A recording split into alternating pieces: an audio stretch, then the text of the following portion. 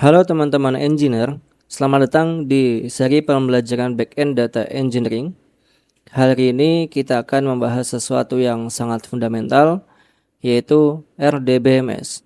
Tanpa fondasi data yang kokoh, aplikasi e-commerce sebesar apapun akan runtuh. Mari kita bangun fondasi tersebut dari nol. Di sini kita akan mempelajari konsep database, perbedaan antara SQL dan NoSQL, dan juga prinsip ACID atau ACID aja kita sebut. Coba bayangkan kalian membangun sebuah mini e-commerce. Database itu ibarat gudang logistik kalian. Bayangkan jika barang-barang atau produk ditaruh sembarangan, data pelanggan tercecer di kertas, dan catatan pesanan hilang entah kemana, maka mencari satu pesanan di antara jutaan lainnya itu akan menjadi mimpi buruk. Nah, di database kita butuh skema atau rak yang jelas, query atau cara cepat mengambil barang, dan constraints agar tidak ada barang rusak yang masuk ke gudang.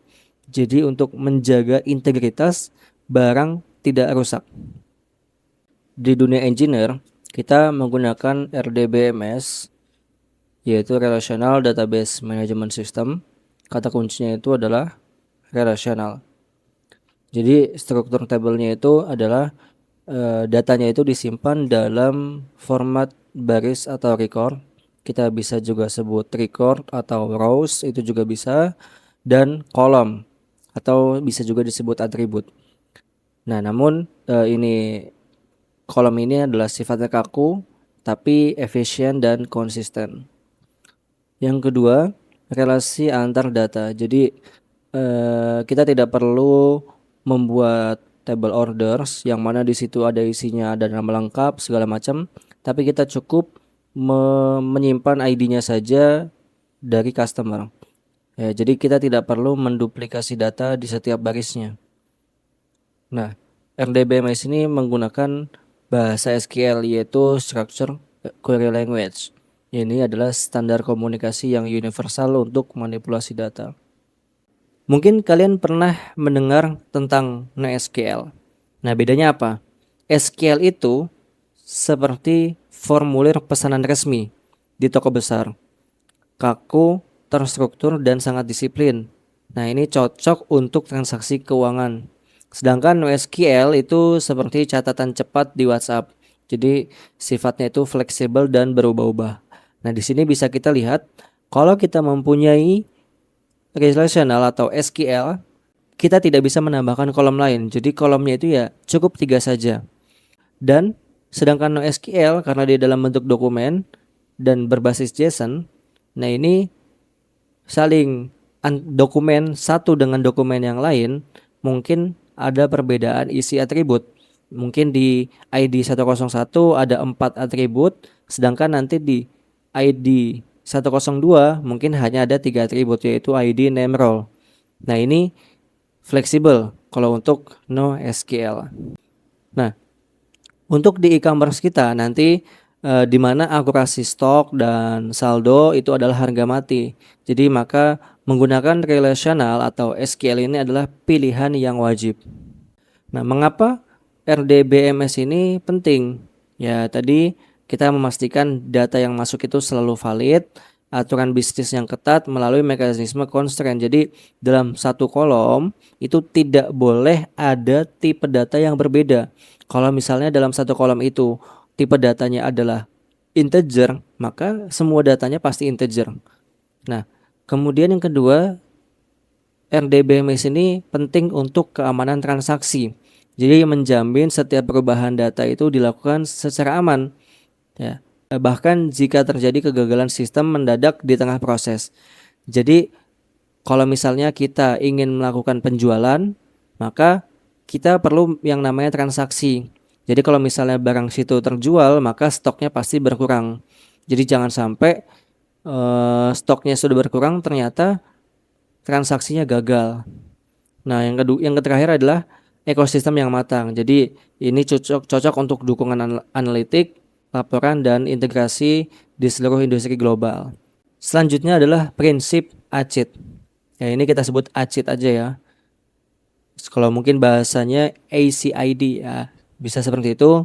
Jadi kenapa RDBMS ini begitu sakti ya? Karena mereka memegang janji yang disebut ACID.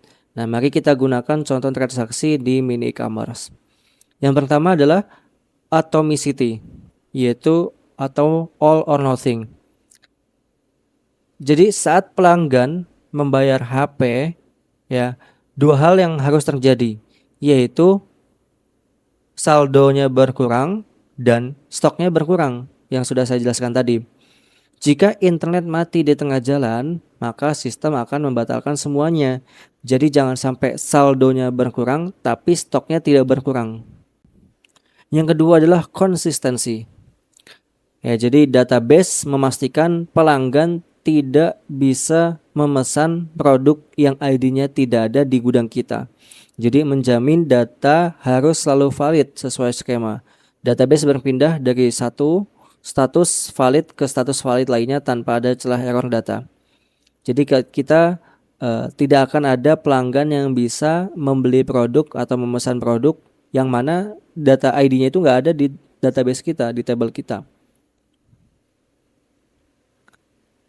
Yang ketiga adalah isolation, yaitu transaksi yang berjalan bersamaan tidak akan saling mengganggu. Setiap transaksi diproses seolah-olah ia adalah satu-satunya entitas di dalam sistem. Jadi jika ada dua orang yang berebut membeli satu barang terakhir di detik yang sama, maka database akan mengantri mereka dengan rapi agar tidak terjadi oversell. Jadi kalau misalnya ada satu barang aja, ya maka yang paling cepatlah yang akan mendapatkannya. Jadi tidak mungkin dua-dua orang itu akan mendapatkan yang sama, bahkan milidetik pun itu adalah perbedaan. Dan yang terakhir adalah durability. Jadi sekali transaksi berhasil dikonfirmasi atau dicommit, data tersebut kekal di dalam penyimpanan database kita dan tidak akan hilang meski server mati atau terjadi gangguan daya.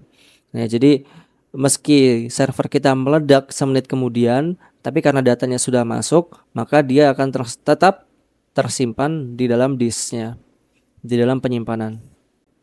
Ada banyak pilihan mesin database yang di luar sana ya. Nah, namun untuk kalian para calon data engineer, investasi skill yang terbaik adalah menggunakan PostgreSQL.